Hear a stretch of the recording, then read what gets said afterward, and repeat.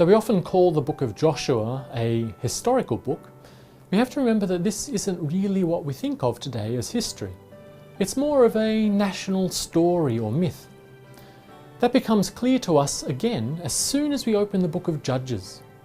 The story of Joshua ended with Joshua successfully defeating all of the Gentiles living in the land.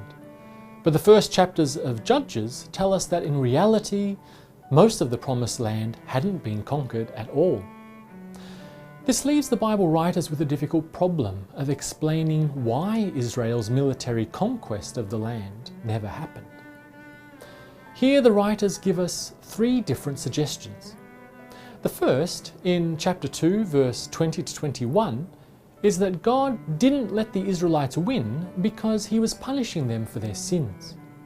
Then in chapter 3, verse 1 to 3, we read that God needed these Gentiles to stay in the land to help the Israelites learn how to fight and wage war. But in chapter 2, verses 22 to 23, and chapter 3, verse 4, we find still another idea, that God actually never intended for the local people to be destroyed. In that way, having the Gentiles live side by side with the Israelites would be a constant test of Israel's faithfulness to God.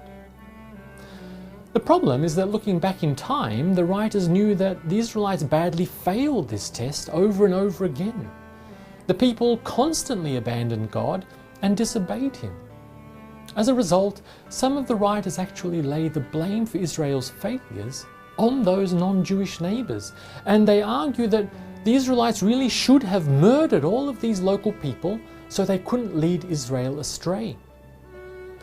The writers in this tradition imagined that even God would have wanted this genocide, this mass killing of all non-Jews in the land, just so there would be no one to lead the Israelites astray.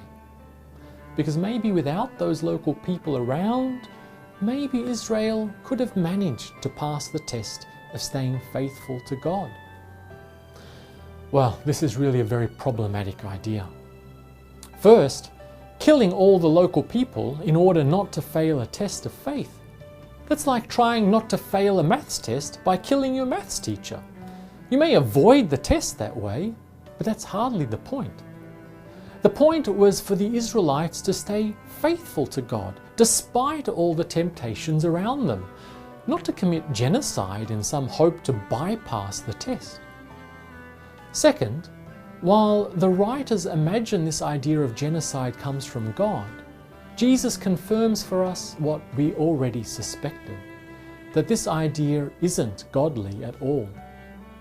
In Matthew chapter 5, when Jesus talks about the temptations of adultery, he tells the men around him that if their eyes or hands cause them to sin by looking at other women, the answer is not to go and kill all the women to avoid temptation. Instead, Jesus tells the men they should pull out their own eyes or cut off their own hands to stop themselves from sinning. Of course, Jesus doesn't mean this literally, but what he means here is that temptations are our own responsibility, and we have to be strong enough to control ourselves in avoiding them. None of us like to admit that we've failed, so it's tempting to find other people to blame instead for our own failings.